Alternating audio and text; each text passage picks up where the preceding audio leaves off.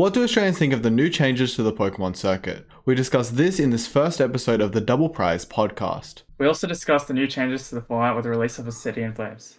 If you make it to the end, let us know. So, prize pools. Yeah. Yeah, the prize sounds pool like has been an insane increase from other years. I think the total was about 21,500 for regionals before, and I believe it's now about 73,000. I forgot the exact number. I know the whole season is 2 million, right? That's what they said on Twitter, the Pokemon executive. So, new increase to 2 million, which is a massive deal from what it was before. Definitely more than double. If you look at all the scales, World's going 25k to 50k, and then, but the main thing is like the tops have doubled, and even below that, they've gone more than double. So, like for example, for regionals, for top 8 used to be what? Used to be 750. Yes. Now it's at 3k, so that's more than triple, which is kind of insane. Quadruple. Yeah, it's quadruple. So 32 to 8 all got quadrupled. Yeah, 30 to 8 all got quadrupled, which is insane for the game. Brent, how do you think what this means for like our average player or our top players in the game? For our top players, obviously it's going to be hard to say because we have players that are also kind of top players that aren't putting a lot of the time in to get top results, and they might have that incentive now. So we might, if whatever people saw from their previous season's results, might not be as easy to replicate in this new season. Yeah, so Brent, you've already talked to me about it, and I think it's super interesting that you're going more full-time Pokemon. So do you think that'll be happening for you? So it's happening for you. Why are you doing that? And do you think a lot of people will also be able to do that? Because you're in a pretty interesting spot. You're in Australia, which is pretty far from where a lot of the tournaments are happening. So what's your perspective on that? Well, I think one of the cool things about living in Australia is the easy access to travel awards, and also the easy access to the easiest regionals to make money. Because our regionals are the smallest. They are probably just the easiest to make money on average. Yeah, like, Perth. You just cannot argue that like Perth is going to be, like, look at Pittsburgh. I'm pretty sure it's a lot harder to convert money at Pittsburgh than Perth regionals. Yeah, because Perth only gets like 100 players, right? So we have some benefits where we do get some financial gain. The loss is that we only have 3 regionals in our region. However, since they've done something with trying to avoid an overlap of regionals, you can end up hitting tons of regionals back to back to back to back. And with that, you can spend not that much money per regionals when you add it all up. And that makes it somewhat viable to travel to other regionals as a player from Australia, especially knowing that you will get a massive advantage with travel odds due to the access of regionals in your own country being so scarce. Yeah, right. And do you think a lot of US players do you think it'd be viable for them to go full time with the new system, or maybe Europeans or the rest of the world, or even any more Australians other than yourself? Yes, as for other Australians, I think so far only Henry's got the intent to do it, but I'm pretty sure he was already roughly full time. So now it's just going to be easier for him since he'll just be able to make more money on actual tournaments. Mm-hmm. As for other players, I feel like US has to be the most powerful region to make money. Since you're basically the middle of the 3 major regions. So like Europe to Latin America is a little bit more awkward than US to Latin America. And then because of that, like US is kind of in the middle of the 2. So not only do you have all these regionals in your own region, you can go across the other regions and take get results in those regions as well. Mm-hmm. Yeah, I think as a European, I think it's like, I don't think a lot of people, like even if you just look at last year, how much money people made, it'd be pretty tough to go like consistently full-time year over year, except if you're not like taught or something. Go consistently full-time year over year by just doing Pokemon. And I don't think we'll see a lot of that, but a lot of the stuff that's really cool in Pokemon is coaching is super big. And content as well for some people. It's not that big in Pokemon TCG. There's not a lot of people doing making a lot from content, but the people that do are getting a lot from it. So I think we'll see a few this year, to be honest. And out of out of Europe that just pop up that weren't previously able to go full time, and just because there's so much more money if you're getting the good regional finishes, because it's so much more worth it. Because if you can spend more time, get more finishes, like prepare more, and then actually, yeah, get the good finishes, then way more viable than it ever was. There's a decent reason to go full time, and like a big part of this is really that it's quite a bit more flexible than most jobs. Like, yeah, you'll have to rely on some other incomes most likely to get a little bit over, or would be like, like a low end wage, like a minimum wage or so for most people. But also, it's just more enjoyable than most jobs. So, like, if you're good enough to kind of get into that range, you want to just take a chance, it's not a bad idea, I would say. Yeah, I think it's a pretty interesting topic, and it'll be pretty interesting to see what happens this year. So another thing that we recently saw was if you don't have anything else for this topic, Brent, we'll move on. Yeah, we can move on.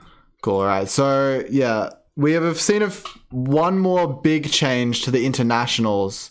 We no longer have OCIC, and we have one of the perfect people to talk about it, Australian player. Because I feel like the perspective that a lot of the Americans are getting on what is actually happening at OCIC is a bit distorted on the rest of the world. So, Brent, what do you think about OCIC getting removed? Well, I think there are a few big factors here. So one of them is we got to see how many invites Australia got, because one of the big things, the biggest difference between having an OCIC compared to a buffed regional prizing is really just a championship point allocation. So when you look at how many players were reliant on that OCIC points last year, it was a lot of the players. It's hard to say how many players will manage without that OCIC, even though we will have more cups, because cups are still pretty scarce in the majority of the country. So I'm not entirely sure how it's gonna end up. But I also think that since people know there's no OCIC, they're going to push harder and play all season round to work towards that invite.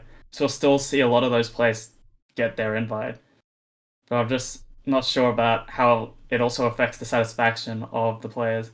Because a lot of players now feel like they're disconnected from the world circuit because we no longer have their internationals.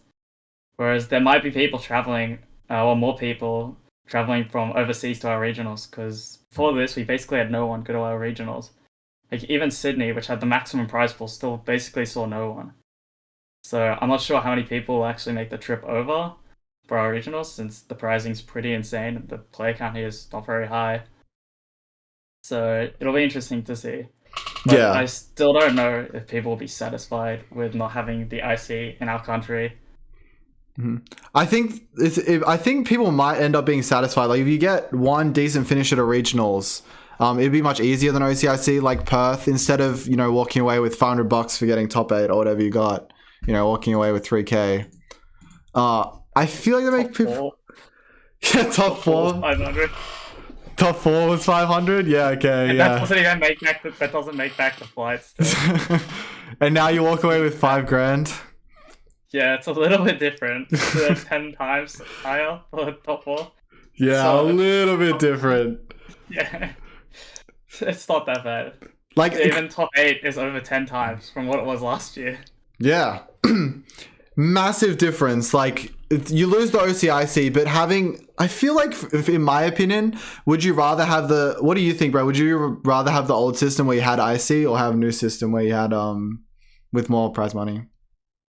Well, I feel like the thing is that if you're a player who wants to make it to Worlds, you should be expecting to at least top 32 one of these events.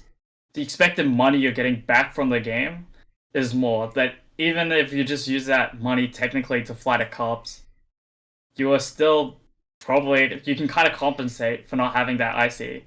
Like, you can top 32 regionals instead of getting top 120 at the IC, and then fly to like some cup double or something. And then you might get like a similar number of points than what you would have gotten for like top 256, top 120 at the IC. And even then, you probably still make more money. So like, it's really going to be about if you can top 32 these regionals. And I don't think there's any excuse for really saying that you deserve to be at Worlds if you can't top 32 any of these regionals. Like, clearly they want the player level to be higher at Worlds.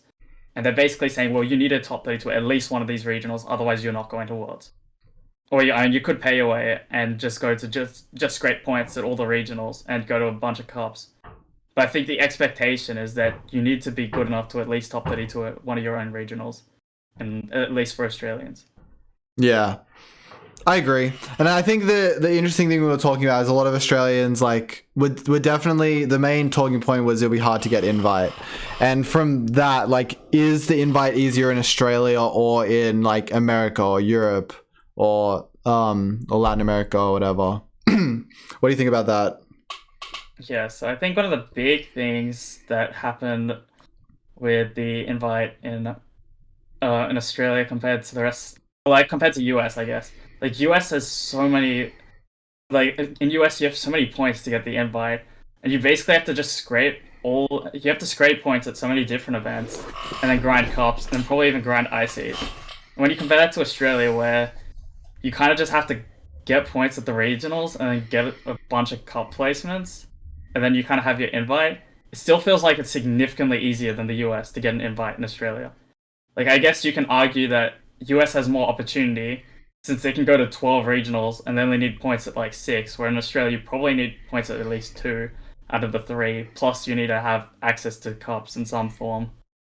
But then, yeah, if you look at US, I can't see a lot of players easily getting their invite from their 6 regional placements, plus their cups, plus their challenges, without going to at least 2 ICs. So I feel like it's still way easier in Australia. And as for Europe, I'm not really sure. I feel like Europe has it pretty tough as well because the specials are like hard to get into registration wise, Yeah. and there aren't that many regionals still, and they've got like a ton of players. I feel like Europe might be the hardest now. Yeah. It also depends on local location, like everything else, like all the other places, because some places have a lot of cups. Like you're in the UK, where I'm at in the Netherlands, a lot of cups to get points from. And if you get like you get like 300 points from cups, like getting last 200 from regionals, and like maybe you get top 120 at IC isn't too bad. So people will be able to do that. I don't know. I feel like from US and Europe it's about the same, but in the special events, like, they're hard to get into, but you can probably go to enough events regardless. We also don't know how many events we're actually getting this season though, so usually they end up having extra special event Italy. So if that happens, we'll have even more events. It really just depends what happens for the rest of the season. Yeah, I think one thing that I kind of like about the system is that we're kind of pushing away from the idea that, oh, if I just play every event and scrape points, I can work towards getting an invite and I can get to Worlds.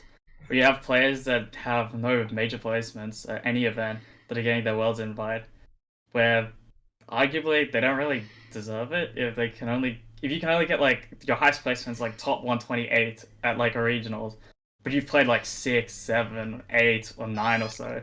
Are you really good enough to be considered someone who competes at the World Championships?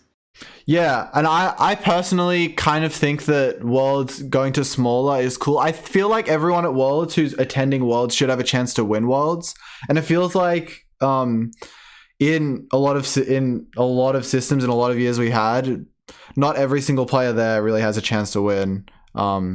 Because what really is the point of them being there at that point? Like, it's a cool experience, and it's like obviously better for the community if more people can go to Worlds. But I feel like there's a better way of doing it than having it this like one central tournament. I don't know what your opinion is, Brent. Well, I guess this is a big change from making it different from just one central tournament where you can kind of do well at any one of these major events, and it's kind of is a good feeling to place really highly in any one of these. Like 5,000 if you get second at a regionals, no invite.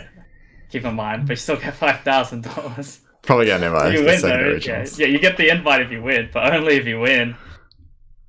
And yeah, I guess that means that they're trying to de-incentivize Worlds for the average player. I feel like, which over the years we've definitely heard many people discuss this, where Worlds isn't meant to be for everyone, but it's always been hard to justify that when the majority of these events have basically been handing out no money and just like sprinkling points in your face. And it's like, well, what am I going to do with these unless I'm getting a Worlds invite? And I guess now it's more like, well, the points are like a bonus, but I should really be trying to do well at this tournament. and not be trying to do well for the sake of getting points. Yeah, I agree. And I feel maybe this is Pokemon's direction to like going towards that. Like every year they like keep making it harder and just like slowly people just get okay with these with like having the regionals as the big tournaments, the ICs as the big tournaments anyone can go to, and doing well at them is like fine. Like Worlds is just sort of another thing. Like the goal of the season, as you said, like not being to just go to Worlds and not everyone going to Worlds. They have like a, I don't know, 50 player Worlds. It'd be interesting in the future. Maybe that's what they're going towards. I don't think they're aiming for 50 players. Like they've never historically aimed for under like 120. Mhm. Like in the past, they used to always have around between 100 and 120 players. And I guess in recent times, then they made the day two system where they had about like what 56 plus like couple. They had like 60 plus 60, so 60 from automatic, 60 day two. But then as Asia became bigger and bigger in the other countries as well, and then they kind of had to add more and more countries into the day two. But then they know that if they took away day two spots, other countries like the Western countries would be a bit upset. And I'm getting bigger and bigger. That I think day two outgrew the size that they wanted it to be. Like they didn't want us to play 8 rounds plus top eight plus top four in day two. And I guess now their solution is well, our ICs are manageable with the 3 day system at like any size because of our current Swiss structure for those kind of events. And they're like, well, why don't we just make worlds kind of like that? We already get like 600 maybe. We got like about 700, including the players automatic day one plus, or automatic day two, I mean, plus the day one players. So I think their goal is to maybe make it about 400, 500, and then just one day event. But yeah, I just can't imagine it being more players than last year. I feel like it won't be that much less though. Yeah. Because the reality is, when you look at the rankings, a lot of players just stop once they get the invite. A lot of these players could definitely get an invite if it was a higher cutoff. True. I agree. It'll be interesting to see what Pokemon does for the next few years. I think yeah. I don't know what they'll do. Anyways, I think another topic we can talk about is the stipend cutoffs, because it's one thing that Pokemon hasn't announced yet. We've basically got everything. We got the prize money. They told us they would give us the prize money, but they haven't. But they have removed OTIC, and they haven't told us when we're going to have stipend cutoffs. Now, this probably won't matter for a ton of people, but I think it's still interesting to look at who's getting stipend and travel awards, because for stuff like Europe and everything like that, it's super competitive. And so I just want to hear your prediction if you think that this, because there's probably two options from Pokemon. They either have this stipend period being before Worlds to like now, to LAIC, and then LAIC to all the way to NAIC, or if they have, or they can have like somewhere in the middle, which I think would be a little bit weird. What do you think, Brent? Yeah, so I think this is really interesting. At first, I feel like we need to clarify what stipends and travel awards mean, because most players aren't actually aware of their existence at all. And essentially, for the viewers, for every internationals, there is a certain period which used to be between the start of the season and the first internationals. All the events between then would count towards a quarter, and at the end of that quarter, the top 16 in each region would get a $1,000 stipend if they attended the next internationals, and the top four would get a 3,500 travel that they would get before the event. So a lot of the top players aim for these to fund actually going to these international events. So yeah, as for the quarters, it's a bit weird because we have the TCG League Cup schedule. So in recent seasons, like let's ignore that season where League Challenges, League Cups, and the Travel Awards all had different quarters. Biggest joke I've ever seen. I don't know what happened there, but yeah, we have a League Cup schedule where I think this also goes for League Challenges, where we have different periods for different seasons of League Cups, and this is divided into 4 again. So it's going to be interesting with how this interacts with the stipends, because technically, so the first season is July through September, so technically you can get all the stores to host all their cups, get everyone to play their cups, and then October through December is the next quarter. So what stores can technically do is they could know that all their players in the area close to getting the stipend for one quarter, and they're like, okay, let's all throw all our cups in right before the November cutoff, if it's going to be a November cutoff for like at the end of the IC, and we'll try to get all our players to max out all their cup finishes as much as possible to get all the stipends and travel awards in the region. And it'll be kind of interesting to see that, where there is a possibility that they could just extend quarter one till later. It's like season 2 goes all the way to December. It's not completely unreasonable that they extend it all the way to December, I think, and just say end of year is the end of the first one, and then end of April is the end of the second one. But then what's really weird about that is we have such a small last section, because the gap between EUIC and NAIC is not that much. Like, I would have expected that gap to have been closed with EUIC being in March or so if they kicked OCIC out of the circuit. But now with only 2 months between those two events, it's going to feel like whatever happens in that last period, if that last period doesn't include both ICs, it's just going to be, like, it's just going to come down to a few majors. And actually looking at the schedule, there are a lot less majors around that time than there are in, let's say, October or January. Yeah, fair. I agree. I think it'll be interesting. Because, yeah, I do think what we're doing, we're going to have like a bunch of cups at the beginning, which would be interesting if they cut off in November at the beginning of, what is it, October? So, because, yeah. Regardless, another thing I think is really interesting is they didn't bump up the amounts for travel awards. Now, something interesting that a lot of you wouldn't know is that many people are getting screwed over by the travel awards, especially juniors and seniors who have to bring a parent, because they only get 5K for US. It's taxed. They only get 5K to, say, go to America or something. If they have to bring a parent, it's really not covering. And Brent, what have you seen? Because I know you're close with the Australian juniors who have been having a massive problem with this. Well, they kind of fixed the problem, sadly. The problem is mostly, it's just Oceania that really struggles with that now, because no other juniors and seniors have to pay to go to Oceania. And from between the other 3 regions, 5K is enough to travel the parent and the junior and the accommodation. So this is only really screwing over Australia, completely screwing Australia over.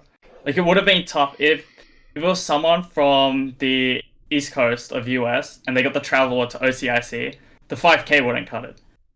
But now, basically anyone from US or Canada that gets the travel award should be able to afford to go. The 5,000 should be enough to cover going to Sao Paulo or London or, of course, New Orleans. And I think if the same goes for all 3 of those regions, that money will just cover, because they no longer have to deal with going to OCIC, which was too expensive for any of them, to be honest.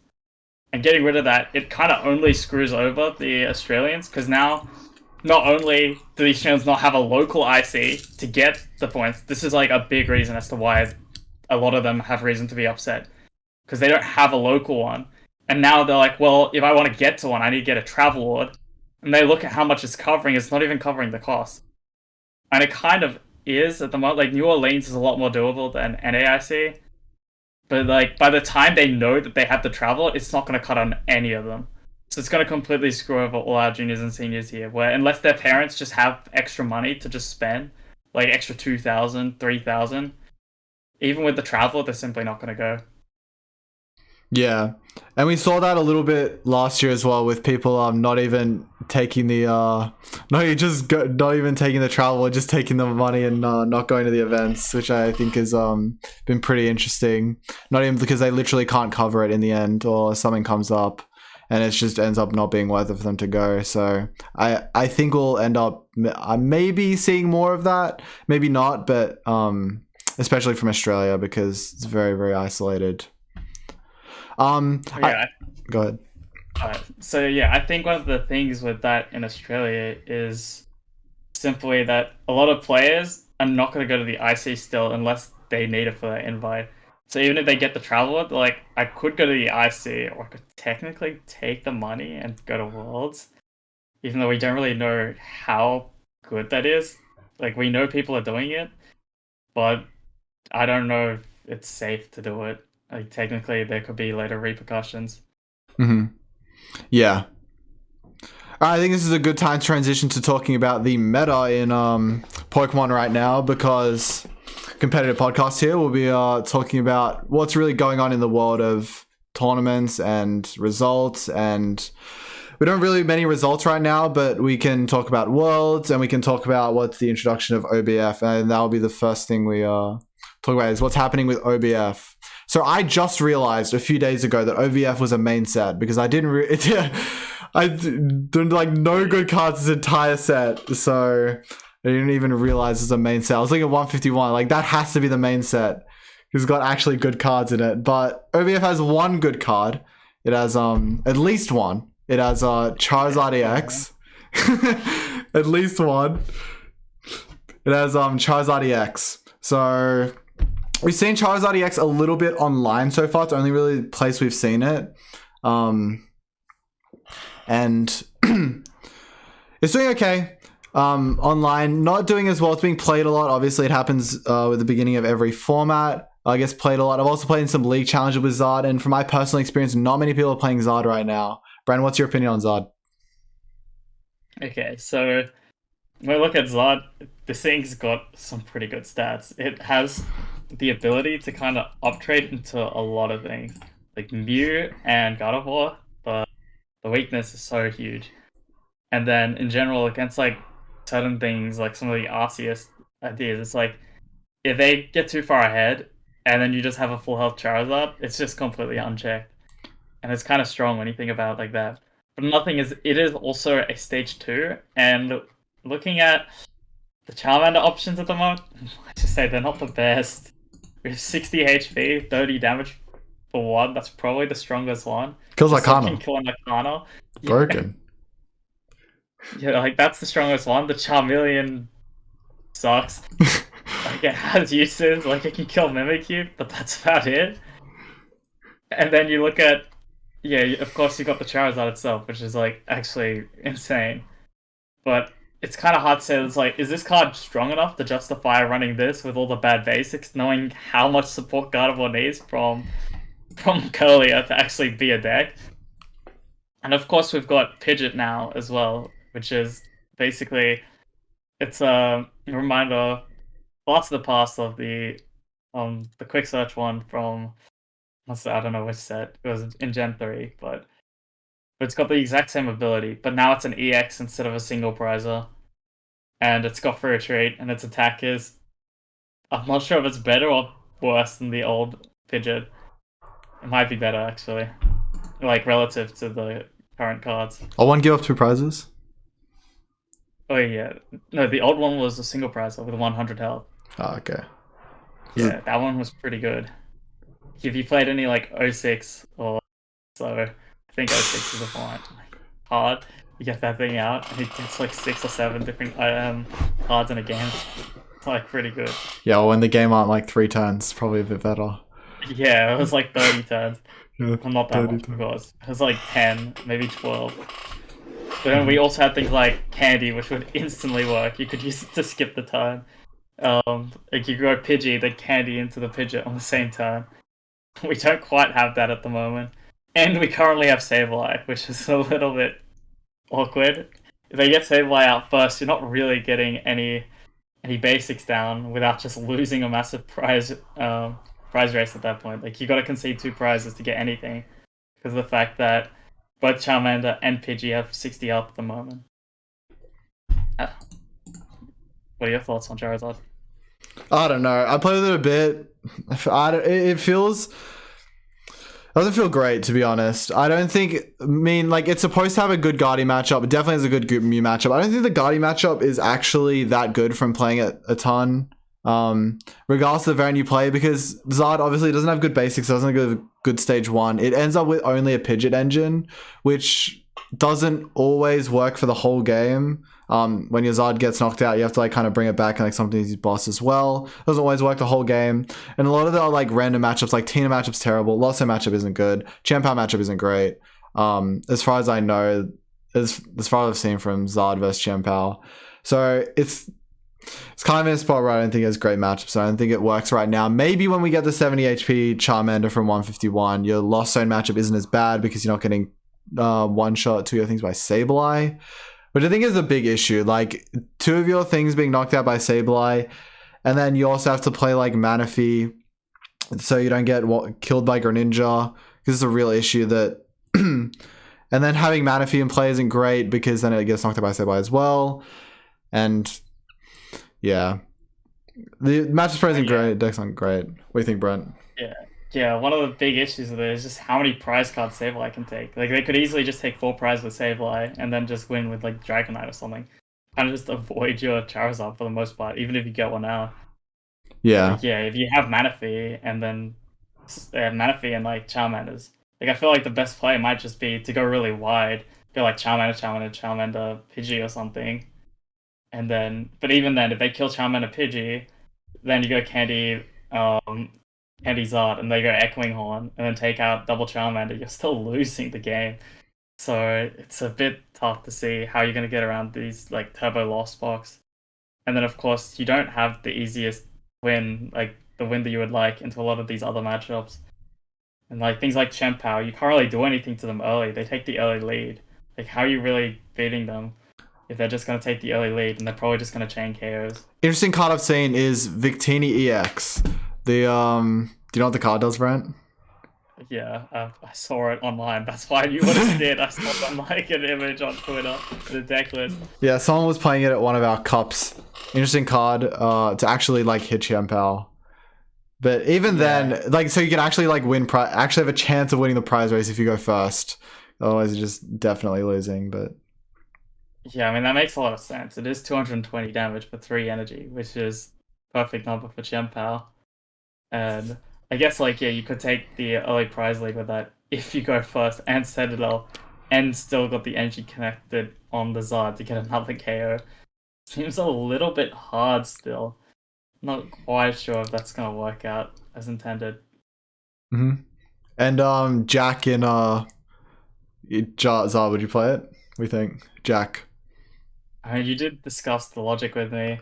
Yeah. Does make a lot of sense if you're going to use it for turn 2, because it is 2 pieces for 1 card. And yeah, that is quite an insane setup. And like, if you hit it raw with the turn 1 RCSV, then you're cooking. You get the V star, it's 3, right? No, it's 2, dude, it's 2. Oh, okay. Well, even so, if you hit it raw, then you can get that plus the Pidgeot, Starber for the candy and the other candy, and then Pidgeot for the Zard, get the RCS attack, and you're fine. Yeah. But then even that is just like not enough against things like Chen-Pao. So maybe you've got some issues there. And you get the Victini, but it's so many resources to get the Victini, unless you somehow have a pivot on top on that turn you use it. Yeah. It's like the Delphox, right? I think a lot of people are trying Delphox right now in the deck. And it's just, it kind of feels like it's being cut from a lot of lists because of the resource thing. So yeah, I mean, there's no point in really using such a powerful attack if you don't have a way to continue following up on the game. Like, you may as well just attack twice with like less powerful and more efficient attacks. Like Zod. So yeah, literally like Zod. Like Zod and Arceus. That's the most efficient attack. Yeah. Yeah, that's the good thing about Zod is it has such an efficient attack, but yeah, 2 energy and you get 3 from the effect. It's like you can kind of just aim Zod attacks pretty easily. The only issue is that you actually need to. Yeah, Zod's just extremely efficient since it accelerates 3 but only requires 2, which means like you can just get attacks from Zod and something else like Radiant Zod pretty easily and still get attached somewhere else. So I mean, yeah, it has some advantages. Like, the big advantage, I feel like, is the Radiant Zard. Being able to force 2 prizes and a 1 prize that they kind of have to get through, and then 2 prizes again. It's quite strong. Especially when your 1 prize is doing 250 damage. Mm-hmm. Yeah, and something I found as well is, I mean, the deck is very weak to Path. That's like one of the issues with the deck. It's weak to Path, and one of the best decks in format, probably maybe a lot of people say the best deck, Giratina Lost Zone, plays a lot of Path, depending on, you know, who's playing it. Playing 2 to 4. But I don't know. I feel like it doesn't work yet, but maybe after 151 it'll be okay. And we only really have a few events in this format before 151. Are you going to any events before 151? I think it's just Pittsburgh, right? Oh, Is Pittsburgh the... no, wait, what about Barcelona? Barcelona is. Okay, So Barcelona as well. And I think Curitiba, is that what it's called? I honestly don't know what the... what? Which event? The Brazilian regionals, I think, is also before the release of 151. Yeah. Yes, I think... Yeah, it is Curitiba. Mm-hmm. So yeah, I think you didn't mention why Charizard gets buffed in 151. Yeah. It's a 70 HP Charmander. Yeah, it's literally just a 70 HP Charmander. It has 10 more health. That's the whole reason. What does this attack even do? Does it have a good attack? Hold up. 51 Charmander. Nope, does not have a good attack. Two energies for 30 damage. Let's go. That's pretty good though. No, yeah, that actually is good. You have like a thing like Magma Basin. Yeah. Like, because you might want one of those. Like, I think some people are running one just so you can use it with the Radiant Zard. Yeah, a lot of this are running one. You can use one here, plus you attach, get the steady fire breathing on the Gardevoir. It's pretty strong. Yeah. Because it's the same as this Charmander, but you need to have the basin in play to do the exact same thing. Yeah. And it's like, it is a lot of issue with the Gardevoir matchup because you need some random one prizes to just attack sometimes. So you don't just get two, so they can't just go 2/2/2 like without having to play boss or anything. So having a Charmander like that, at least it does something. I literally can't work it. I can't see what the first attack is, but it's probably not that big of a deal. It's like heal 10 or something. Average Charmander first attack. It's actually really good. The first attack. What is it? Keep calling? Discard a stadium in play. Oh, it's not bad. I mean, you were saying you had a path problem. Now you can get rid of the path and lose a prize card to set up for the Zard KO. Perfect. Against Tina, like, you discard that path, like Crown Charmander, you boss that Tina. GG's. Yeah, so I feel like we also have to talk about some of the cards that have potential to be played, but probably won't be in top tier decks yet. Mm-hmm. From OBF, yeah. Yeah, what do you think about the Decidueye EX? That definitely is a card. Well, Definitely no other card does. Oh wait, this is the one. Is this the one that pings? Oh no. No, it's total freedom. It's basically rush in or retreat. Like you can go from anything to anything in a turn, I believe. Oh wait, so it's like Solgaleo, right? No. It's like worse. Okay, if it's on the bench, you can go to the active, or if it's in the active, you can go to the bench. Which is like basically Solgaleo. Yeah, basically Solgaleo. But not really, because you can't. Yeah. The issue is you can't pivot this thing back out. You kind of can though, because I believe 151 releases a tool that gives free retreat to stage 2s. Bro, a tool? But, like, oh yeah, right. I saw that. Yeah. Yeah, I think like stage 2s are still definitely too slow. Maybe once Sableye rotates, maybe there's a world in which you can get away with running like a 1-0-1 line of some stage 2s, and maybe this just makes the cut. Like maybe you get Pidgeot on board, it's not easy to KO, then you get Rowlet and you're like, okay, well I got Candy in hand, let me get a Decidueye out. And then you just have this balloon thing or whatever it was called. I think it was like a beach ball. I feel like there's a lot more you can do than a Decidueye, to be honest. Surely you can just play like Switch. Yeah, but also Switch kind of isn't the most infinite way. Like if it's a really long game, like if it's some kind of stall deck that needs pivoting, yeah, maybe Sander might be looking out for this. Decidueye, maybe one day. It's probably got notes on it. Yeah, you got the notes. Okay, the next card on Sander's list is it's cool. EX. So go ahead. this is anti-Sableye technology, but it requires it requires all your Pokemon to have an energy attached. Is that the same as Espeon? I don't remember. I don't think Espeon requires the energy, does it? No, Espeon required energy.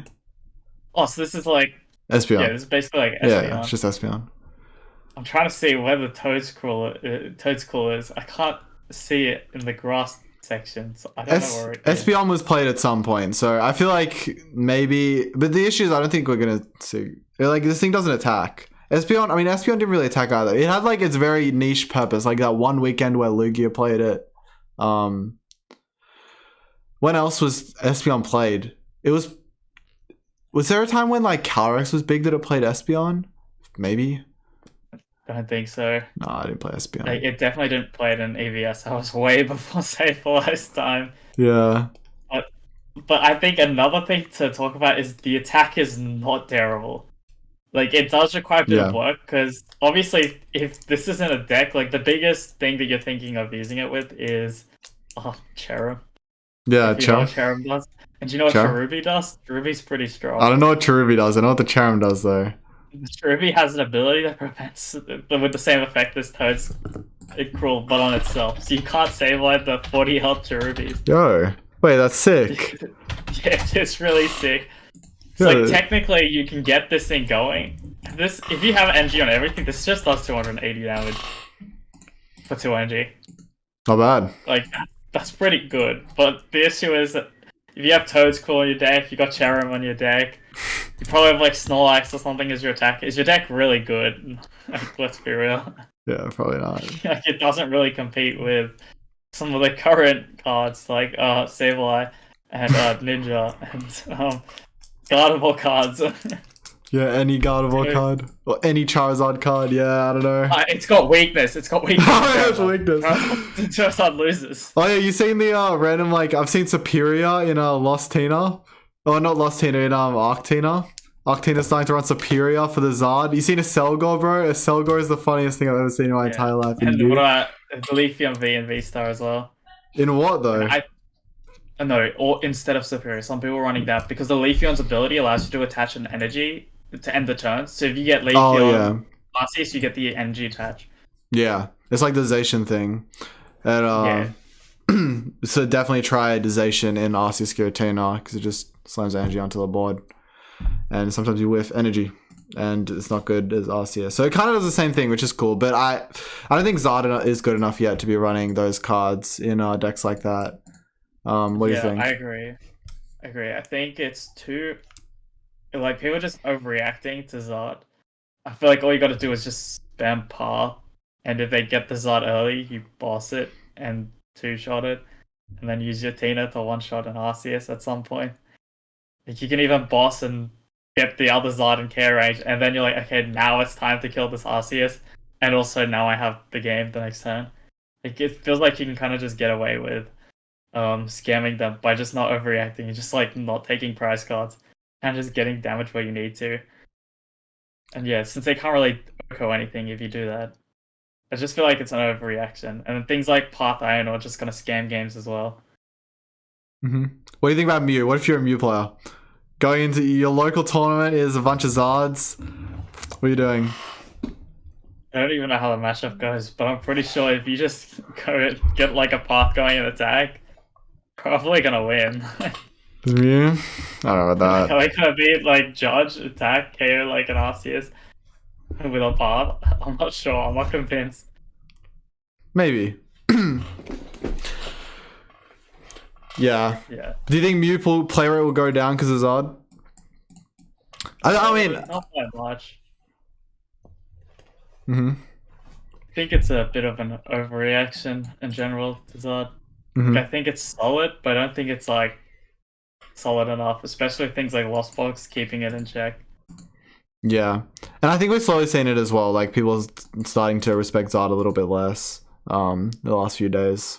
Last weekend probably for the most part because I mean Zard's win rate is not very good, but last format Gardevoir's win rate was not very good before the first tournament of OBF, and then we've actually found a way to play it and it did well. So you never know with these things. If someone has just a better way to play the deck than everyone else. But yeah, other cards from OBF There's a few. Got a bunch. You got a bunch? Alright, keep running them through.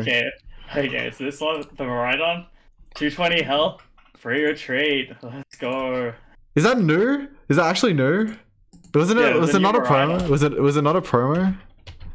I think it was a promo in Japan, or it was in I think one of the theme decks, and they added it into the set here. Okay. Now we got this Maridon. To ignore the fact that its attacks are like pretty bad. Absolutely terrible, yeah. You're attacking But it does have free trade. People are using the Zero Aura for free trade at the moment. The Zero is good for Gotti. I don't think. Yeah. Yeah, I mean, it does have the attack. Like, the reason it's good is that it forces them to take. You want to force them to take a one prizer at least once. Yeah. Like, even if they go like 2-1-1-2, it's still not that bad because you know they had to take 4 KS to win the game. It's like, yeah, this is like another free trade option, but it's just like probably worse than Zero Aura just because you want the one prizer. And it's attacks 1 energy, right? Like 30 plus 30 if you're an evolution. 60 damage. That's really solid because it just kills Arcana. Yeah. And then the next card, Cleffa. What are your thoughts on Cleffa? Been a while since we've needed Cleffa. I don't know. I feel like Cleffa could work in like control deck, but it's like kind of Snorlax Gourmandize. It's just the same thing. Yeah, I mean it is Gourmandize except you have 30 health. Yeah. When you think about it, it does have for a treat though. It's for a treat. I think it's maybe. I mean, you can't play multiple of them down because you can get Sableye. Like, that can't be a whole strategy. Not every deck plays Sableye. Yeah, but that can't be a whole strategy. A whole strategy can't be just sit there with Cleffers. Because, I mean, yeah, you're going to hit Lost Zone. I mean, you have to have a plan for it, but I don't know. I don't think it'll work. Okay, but the next card, though. What about Clefable EX? This is the first time we've gotten, I think, the Pokemon that have X-type energy attached have no retreat for quite some time. Not sure when the last one was. Was it Zero Aura? Zero Aura? Would there really have been any others? It probably is only Zero Aura, right? I don't think there was any in Sword and Shield, was there? Nah. There could have been Bulk and I'd never read it. Yeah, maybe there was something that was like some random stage 1 or stage 2. Yeah, this is a stage 1, 260 health, and then it's attack, triple psychic, 170. You may move any amount of psychic energy from a Pokemon to the other Pokemon any way you like. Like, that's not bad, especially if you know what the Clefairy does.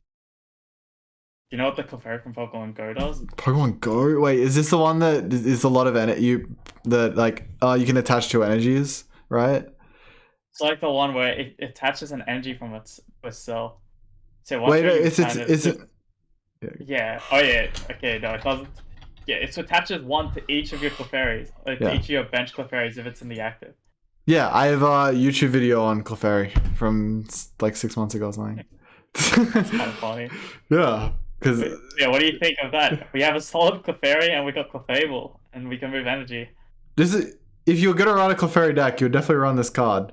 Yeah, I feel like you just use this as support, to be honest, and you just use Clefairy to turbo energy really fast and abuse for your retreat. We're beating Sableye with this deck with our tiny Clefairies. Well, a lot of these cards are just in the Sableye rotation waiting room. It's not next year, it's the year after. Got 1 year to shine, they're just waiting. They're just gonna wait for 2 years, okay? 2 years, yeah. That's crazy that Sableye doesn't rotate for another year, I feel like. That's so long. It really feels like we've had it for way too long. Ready to get rid of the card. Well, I think one of the reasons you feel that is because a lot of the sets used to only have 2 years in standard back in the day, because we used to have 10 sets at max, 7 at minimum in rotation. But with the delayed rotation to match up with Japan and get 12 maximum, which is the same amount as there would be an entire block, which is kind of nice because it means we can play an entire block once. But with that, it means everything's lasting 3 years now, where before some things would only last 2 years. And you'd be like, man, that felt like ages. Like, I'm pretty sure Zorak was 3 years, right? Was it? It was 2018, 2019, and then all. No, it rotated 2019. Yeah, it was literally 2 years. Yeah, it's 2 years. It was literally 2 years, and Zorak felt like it was there forever. Yeah, actually. If you think about it, that card was there like non-stop, and it was only 2 years. Yeah. So now with Sableye, which is gonna feel the same way, where it's like, man, not Sableye. I can't deal with this anymore. Yeah, 3 years, gotta get used to it. yeah, because every tournament, it's the same thing. It's literally, it's every tournament. Like most other cards, like go away for a tournament, or for a couple tournaments. Yeah. Not Zoroark and not Sableye. Okay, so what about Togekiss? Do you know what this card does? Just talk about it and I'll Google it. Okay, so the ability is draw until you have 8 cards in your hand. So it's like the barrel, but 8. But it's a stage 2. Oh yeah, right, yeah, I've seen this card. But its attack is Colorless, Power Cyclone, 110, movement energy from this to one of your bench. And it's got for retreat. So, I mean, the attack is bulk, but I mean, technically not. What if it's like against Lost Box and you get the Togekiss and you just use this and they're like, well, now it's kind of awkward. I can't really kill it. And then you it's after you attack. Oh, that's cool. Oh wait, it's okay. It's after you attack. That's a lot worse than I thought. Wait, what do you mean? What did you think? Oh, it was like just a barrel, but no, dude. This is like okay. This is a lot worse. Than Dude, I thought it at first. I thought it was even worse. I thought it was just end your turn, draw 8, but then. No. You thought it was the other way, and then it's actually in the middle. Yeah, I thought it was like actually remotely playable. I do not think that it's remotely playable. Nah, not playable. Definitely not. Okay. Now, what about Lunatone and Solrock? I don't know. They could. It could work. It's block stadium, right? If you're both in play. Yeah, it's the block effects of stadiums done to your Pokemon. So mostly used to block path on your own Pokemon. Yeah, could work. In a deck that so what? You go. The main combo I saw was Path Glamora and this thing. Imagine you get Path and Glamora. Wait, Glamora? Oh, we forgot to talk. Oh, I know that's later. I thought we forgot. Well, we can talk about Glamora now. It's a perfect time. Yeah. I mean, we may as well finish off with Lunatone. I feel like it's the bench space that really matters. Like, how many decks have Pokemon that can't afford to get Path, but actually have the bench space to drop these things, and then just don't lose to them getting Ninja or something dumb. Yeah. Like, against like Lost 10, you're like, okay, let me block the Path. This is very cool. And like, I'll Ninja both of them, take the prize lead, and now you're screwed to Path. Yeah, you only need to kill one of them for it to stop the thing, which actually isn't that good. Like, you can't just like run this instead of stadiums. So yeah, it kind of sucks, in my opinion. Yeah, because like Zada doesn't really. I mean, it needs a bench space. But you could probably like run these to keep your Pidgeot active. But yeah, just one of them dies, or they get ninja or something. It doesn't really do anything. Maybe a Pidgeot deck could play this at one point. Keep your Pidgeot alive. I think the next best thing to talk about is the Glamora that we were talking about. Yeah. So the Glamora, blocks your opponent's bench down to 3 if it's active. It has if I recall, its attack isn't that great. Let me get it up real quick. It's like, it's actually not bad. It's fighting 140 and poison, but it does one hit KO Arceus. Yeah, one shots Arceus. And Cramorant and Sableye. It's not bad. Yeah, and it can kill a bunch of small Pokemon. Now, the issue with decks like this, like we have Tinglu right now, it's kind of sort of a similar idea. Is like you have this really strong ability active, and then you just like kind of sit there and punch. The issue with Tinglu is that it can't really punch through Gardevoir EX. So like if you hit Lost Zone with Tinglu, it's very good, but not everything else. Regardless, I think Glamora will have the same issue. It's just like it doesn't do enough damage for your opponents to just like sit up something behind it, like the attack itself. So you probably have to like go into something else, like a bit of a stronger attacker than this, because it doesn't have to be active all the time. But I feel like it's hard to use. It's super hard to use. I think you're forgetting about my Decidueye plus my Beach Bolt, whatever, the pivot. I'll pivot into Glamora every turn and screw your board. Yeah, with one attacker. Get Pidgeot out. So you got Pidgeot. Glamora is the attack. Yeah, I pivot into Decidueye. I have the Glamora in play. Don't worry about my damage output. It'll be fine. Yeah, I don't know about that one, bro. I mean, yeah, this card is probably best going to be used as a pivot. Maybe if we had a decent strafe user in format. Yeah. But the best one is like Mew, basically. Yeah. Wait, what? Wait, which Mew? Psychic? Yeah, Psychic Leap. Yeah, Psychic Leap. You just Psychic Leap into this thing. Yeah. It's basically Avery. Just the fact that you could just run Avery instead. Or you could just like when your thing dies, you go into this and like switch out of it. But yeah, there's a lot of retreat. Yeah. Imagine seeing it free retreat. Maybe it would work then, but Yeah, or if we had float stone. free float But stone, yeah. having neither of those makes it pretty hard. Yeah. Or if they gave that free retreat thing to stage ones. Could have done that. Yeah, then that would also be pretty good. But probably not now. Maybe if we get those cards in future, it could work, but definitely not now. Yeah. Yeah, the big issue is simply just the cost of pivoting is just doesn't outweigh the cost of the benefit of restricting their bench. Yeah. So I don't think there's any way to find that to work. And do you have any more? Well, there's some bulk Malama that Sander probably loves. Wait, have I seen this card? Once during your turn, you may look at the top card of your opponent's deck. If you do, look at the top card of your deck. Oh, yeah, okay. Yeah, no.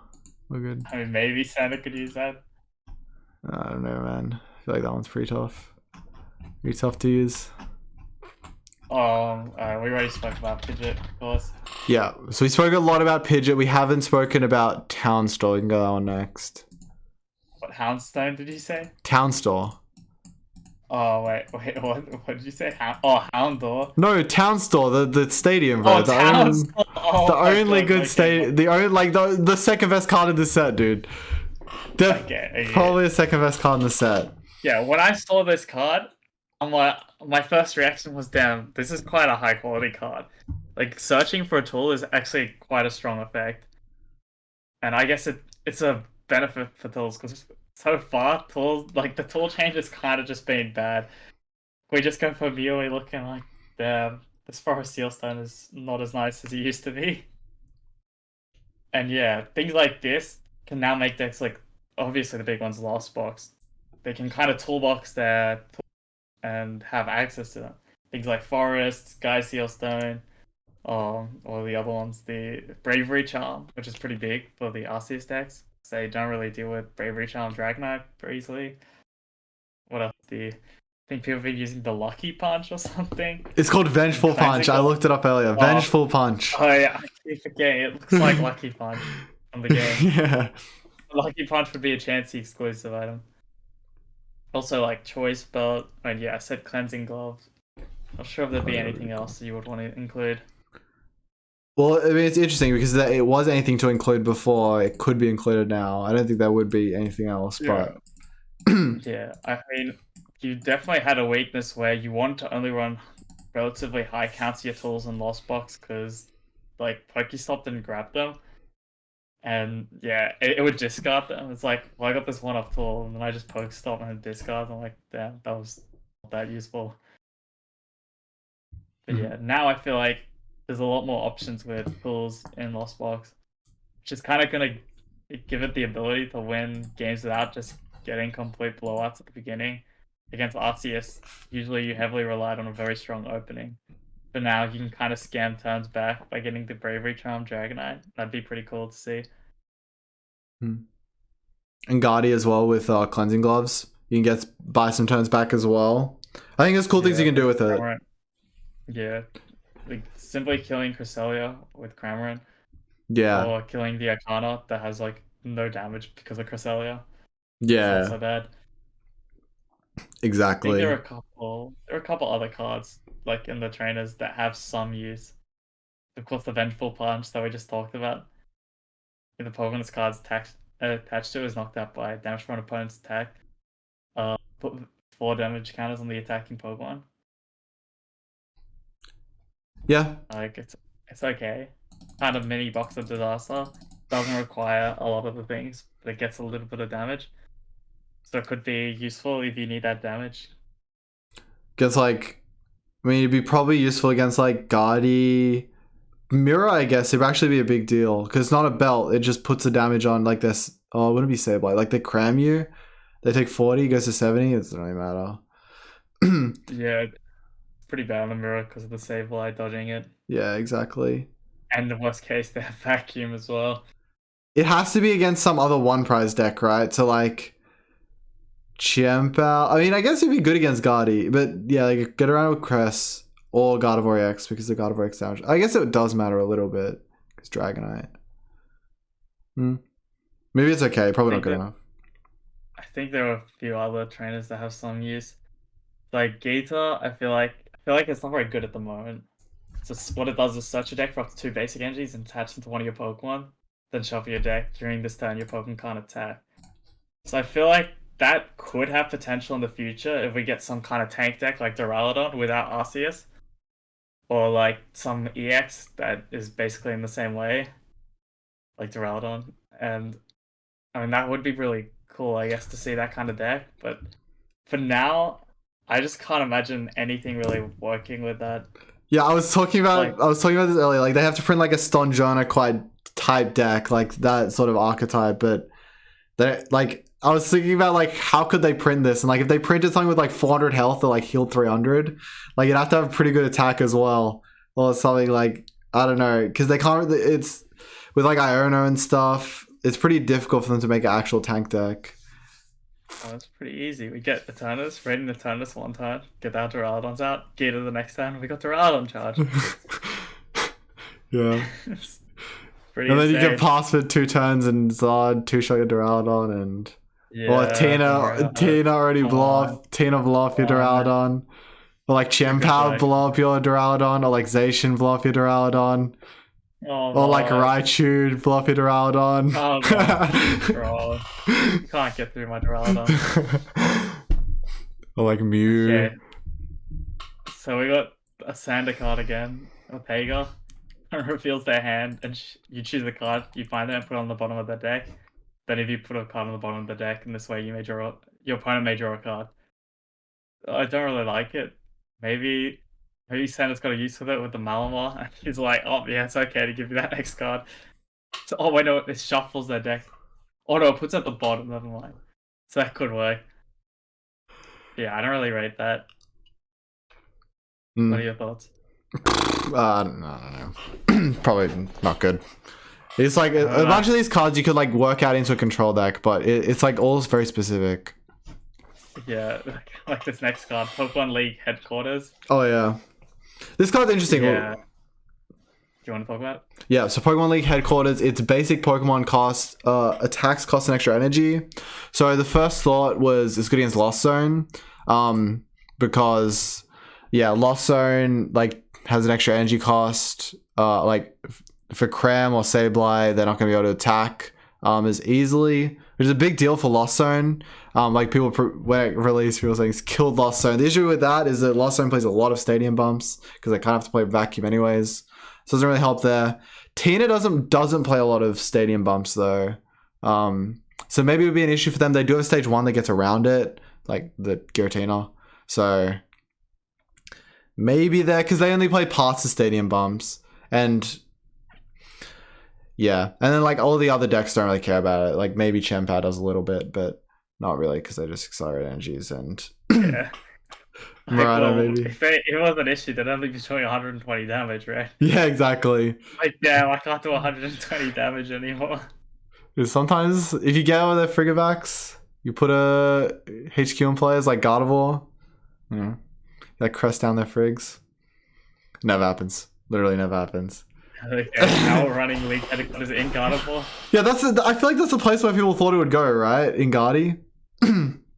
That makes the most sense to me to put HQ in Gotti. I guess it actually does. The other places, it's kind of bad. Yeah. You got like, I mean, you could put it in like Zod. Is bad. Yeah, I mean, you could, but like, it's very underwhelming. Yeah, not a good stadium. Just gets, it's like a reactive stadium that isn't Path. Yeah, gotta be I think Path. there's one last card to really talk about. Poppy. Did you see that online list? It was like Arceus, like straight Arceus, but they had like Poppy and Greninja. Wait, I need to read the card. Just talk about it more. Okay, so what it does is move up the 2 energy from one of your Pokemon to another one of your Pokemon.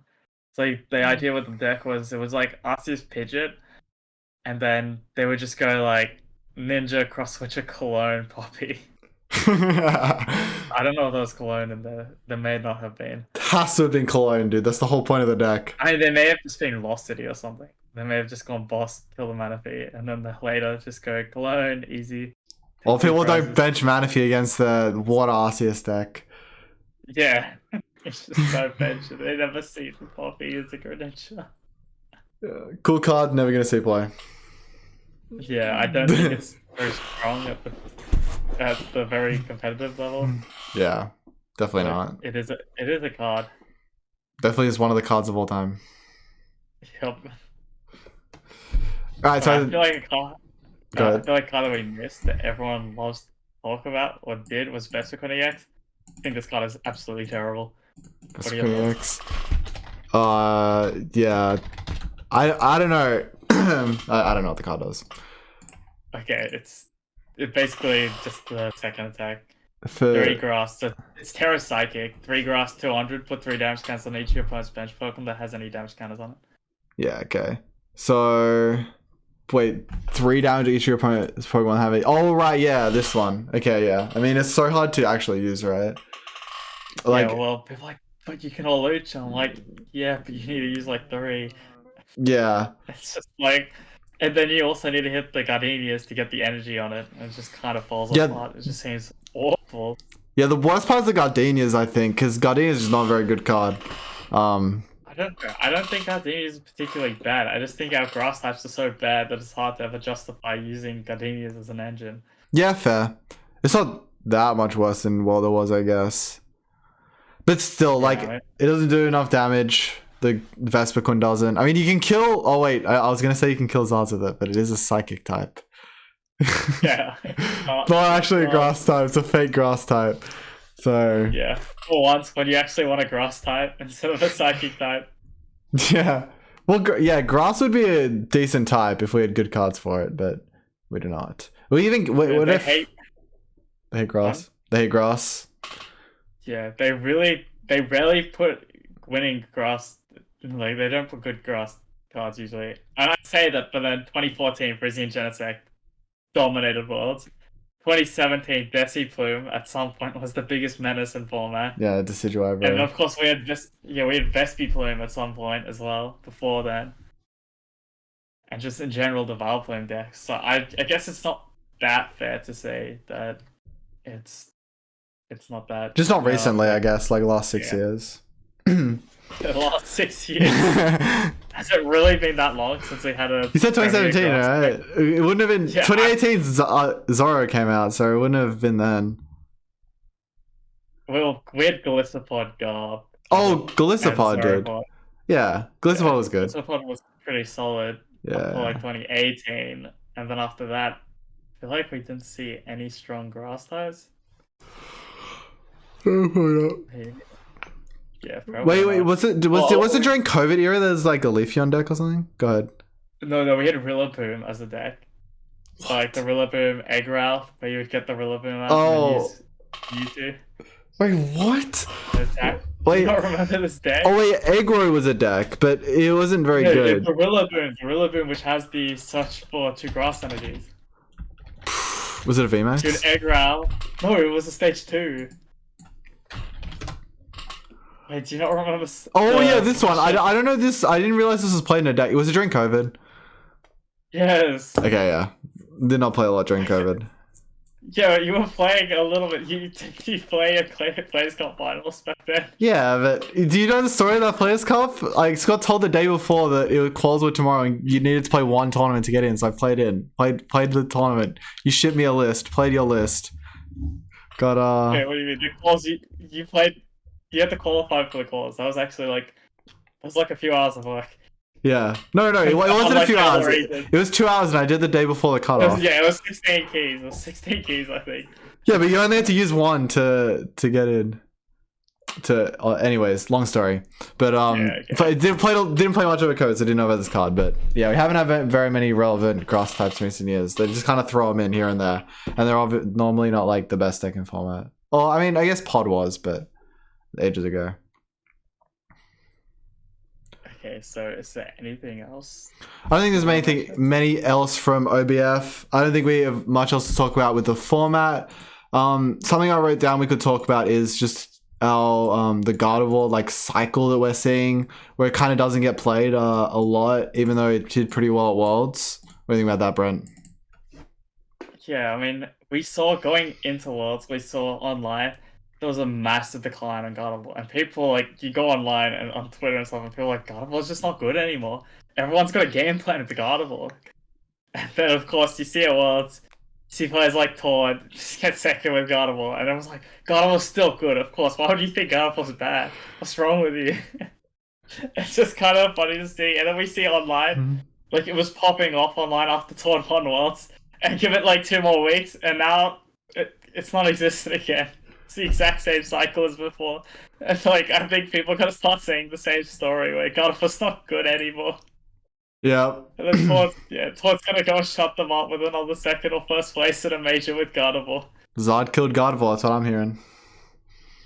Yeah, I don't think so. Do not either think that Zod killed Gardevoir. Yeah, I don't think Gardevoir's gone anywhere. I don't think it's going anywhere for a while because we're getting a lot of support for Gotti in like the future, so. Oh yeah, the stadium. The stadium is insane. Yeah, the stadium. Absolutely insane. Stadium's insane. So we'll see. But that's way in the future. So yeah. Do you want to talk about that? I think we can talk about that later. Yeah, I think that's for another episode. Yeah, another day. I think we can end it here. Be the end of the Double Prize podcast for the first episode. Hope you guys enjoyed. Do you have anything to sign off with, Brent? If people could, in the comments, feedback is always good. Yep. Especially when it's a new adventure. Mm-hmm. Like, don't be afraid to say what we did wrong and what we did well, because this is a new thing and we kind of got to figure out the formula. Yep. And if you're still watching right now, let us know below. We'd love to hear it. All right. See you guys.